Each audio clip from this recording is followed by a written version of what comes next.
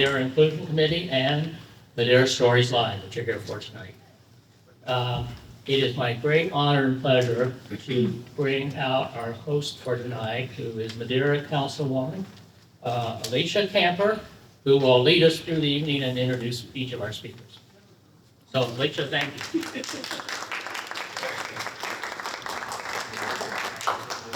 Okay, that's always, I feel so weird. I'm just a mom like everybody else, right? Like I happen to also be a council member. Let's see if we get this microphone in a way that works. I was really honored today actually to come and be the host for this event. I think family traditions are something that we all value, right? But I don't think they're always obvious, like the things that you see, maybe Christmas lights in somebody's window or a tree or candles being lit around a table. They can be a lot more intimate than that, right? They could be a Friendsgiving celebration you've done for years with your college friends. It could be Friday night book clubs that get you through those winter months that are so dark and lonely, right? It could be something as simple as eating grapes on New Year's Eve for good luck, right? These are all traditions, and I think we have to like think outside the box when it comes to traditions. It's not always what we think of as holiday season traditions. What makes a tradition is these moments are special, right? And they create memories that can be passed down to generations and shared within our communities and even abroad globally. Traditions add a backbone to our history that create meaning and purpose, that give us a sense of place and make us feel at home even when we're not at home. So I'm really honored again to introduce the speakers tonight. There is a survey everybody has, so don't forget to fill out your survey as we go along. We're going to go ahead and start out this evening with Hector Polanco, The Gift of Leaving, the family tradition of moving, departing, and the gifts left behind. Thank you. All right. After all that preparation, this better be good.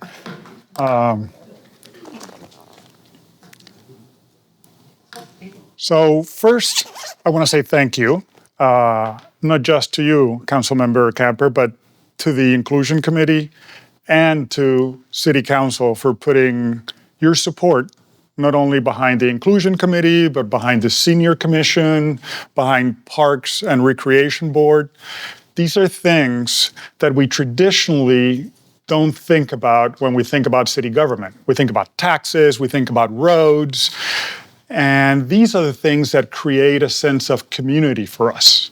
So before I start, I just want to say thank you to you, and please pass it along to the council members, because I greatly appreciate it. Thank you. Duly noted. Okay. Yeah, it's not always exciting discussions about fixing road holes. Yeah, that's right. Or making a park so much nicer. Utilities or keeping the water on, yes. So my name is Hector Polanco. I use he, him pronouns.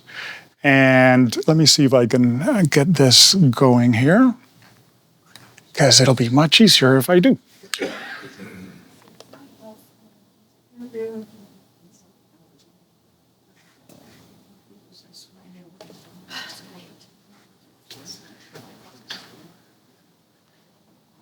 All right, so that's me, that's my spouse, and those are my two kids. I've lived in Madeira since roughly 2008, so call it 15 years. And I was born and raised in Puerto Rico, small island in the Caribbean. And frankly, I had a great childhood. I would surf every weekend. I would take my skateboard to the beach. And basically that was my weekend. And I really, really enjoyed it. Then came college and the time to go to school. I went to school in Puerto Rico, really enjoyed it. But then I had to leave. And when I was asked to put this tradition together, I started to think about a number of things that I could have talked about, right? Being born in Puerto Rico, you have all these interesting quirks about the things that you do in your holiday that maybe you don't do in the mainland. You have, well, really, not just quirks on holiday, but quirks about how you graduate, the whole concept of having the equivalent of a bar mitzvah, right? But it isn't tied to religion, which is the coming out at 15. So there were just a long laundry list of things that came to mind. But I don't know. For me, I felt that, frankly, I couldn't fill 10 minutes with that. So I'm like, what should I look for?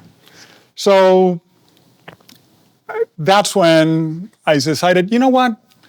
Let's talk about traditions in a different way.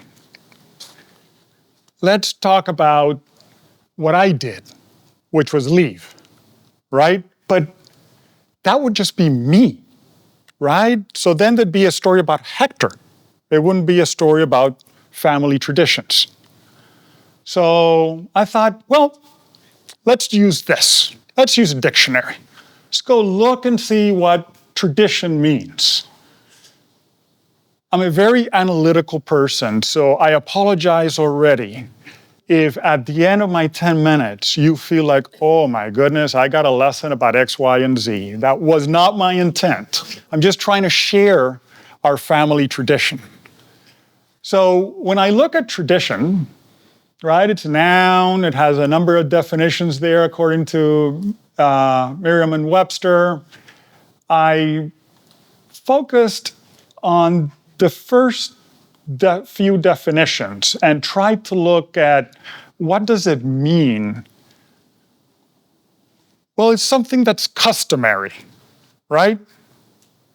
It's a belief.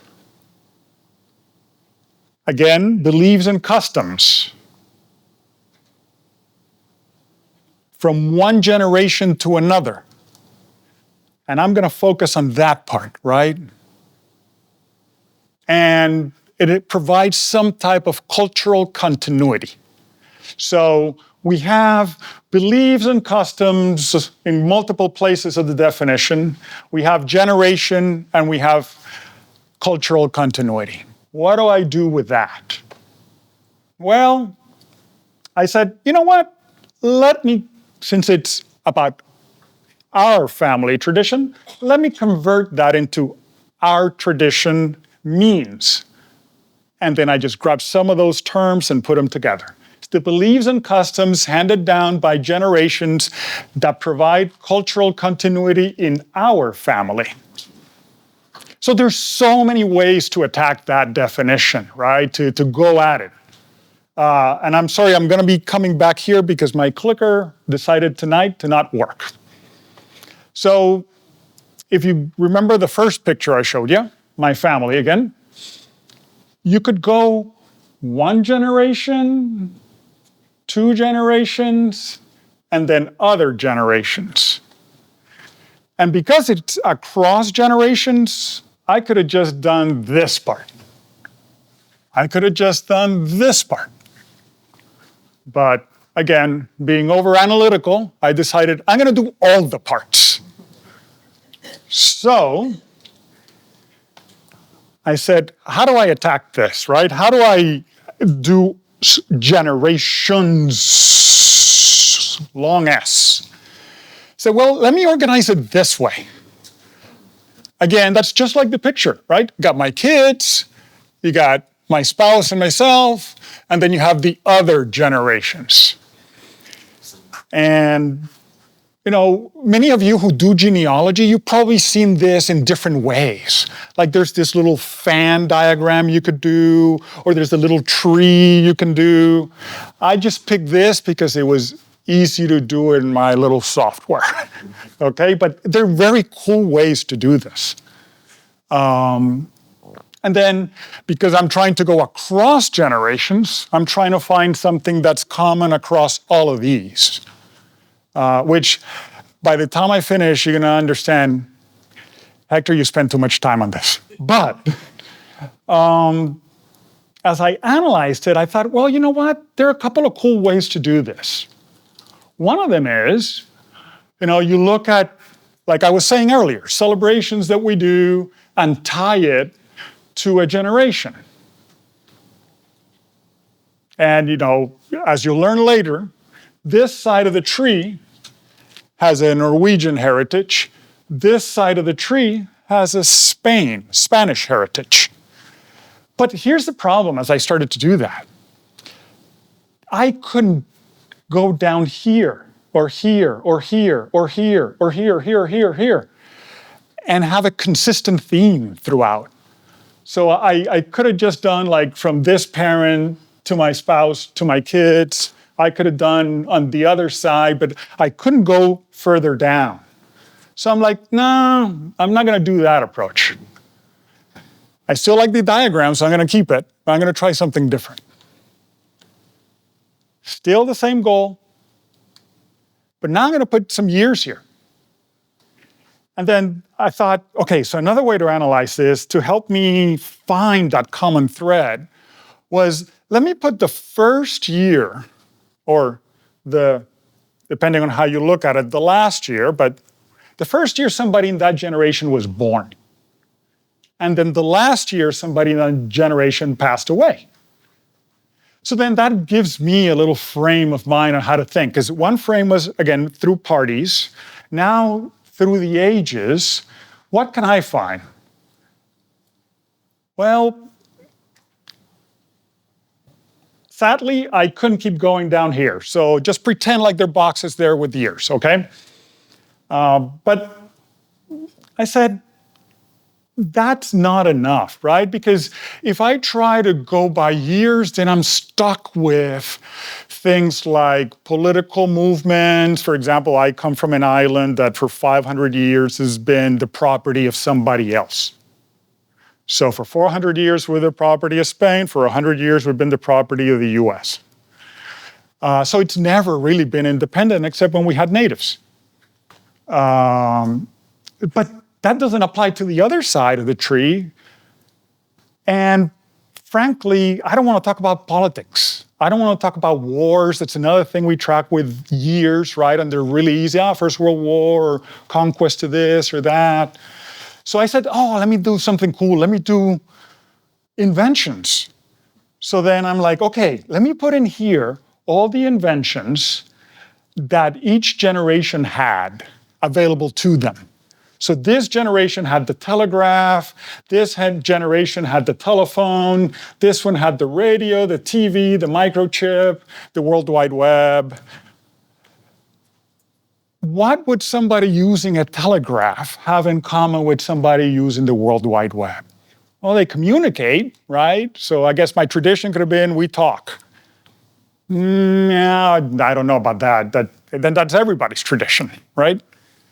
So then I said, let me try and look at it yet another way. Same goal, same years, but why don't we talk about where people lived? Why don't I try that?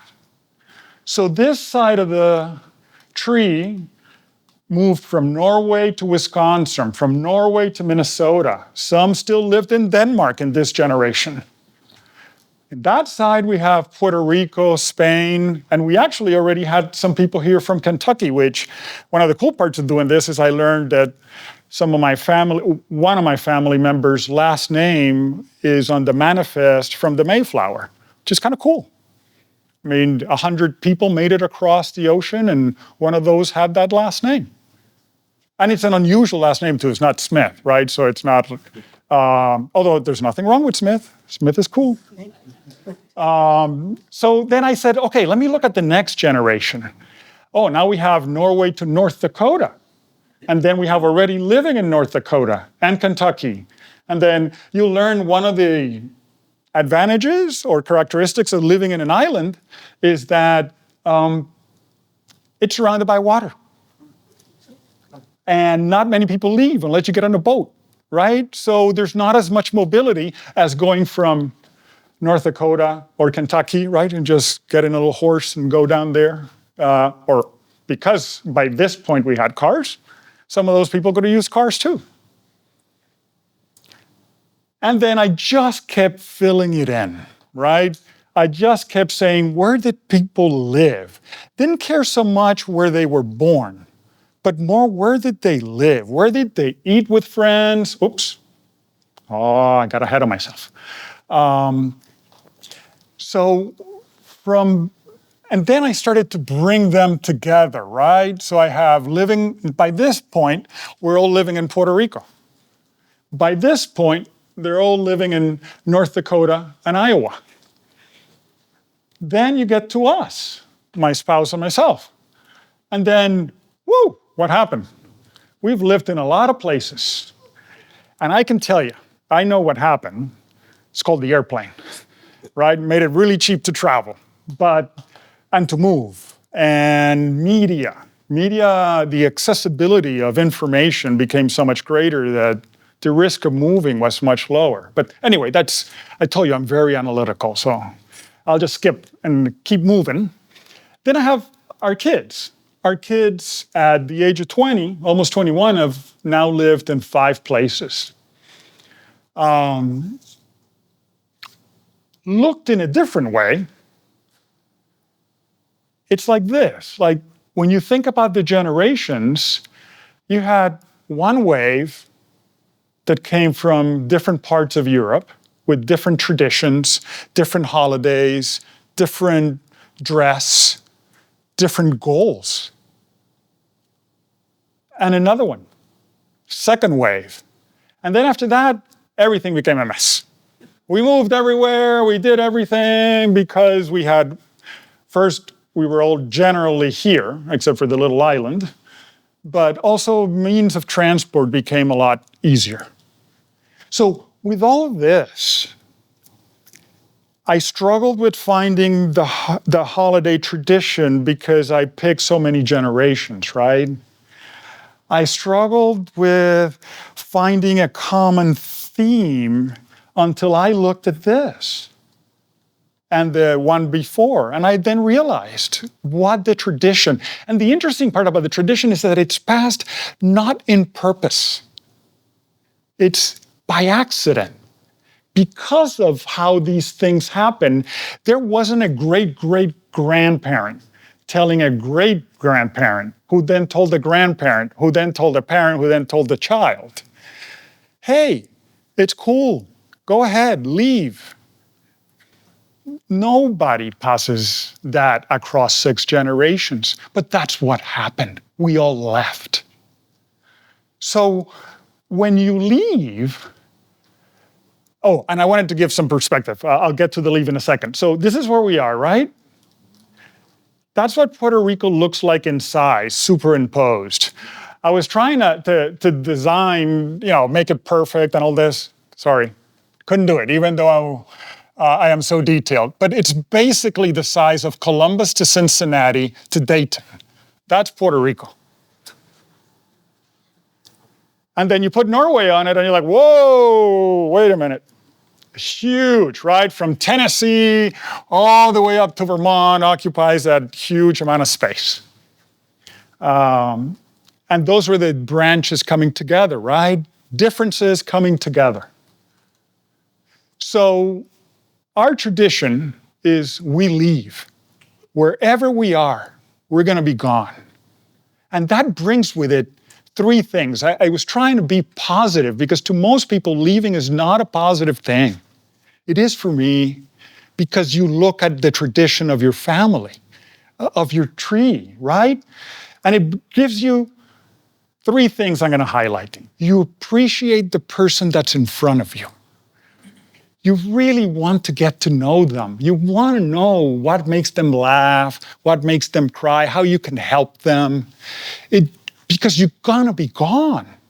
So those 10 years, 10 months, or 10 minutes you have become very precious. You enjoy the nature around you. Well, you know what? I surfed, and that was pretty awesome. But I also built a snowman in Minnesota. I could have never done that in Puerto Rico. And wherever you are, there's always nature, whether it's the sky, the ground, whatever. So enjoy it. And then the third one is rejoice in leaving because it's only a new beginning. Like it was for every generation before our generation and my children's generation. So I told you I was over analytical, and I hope you enjoyed, but our tradition is we won't be here in a few years. And that's it. Thank you.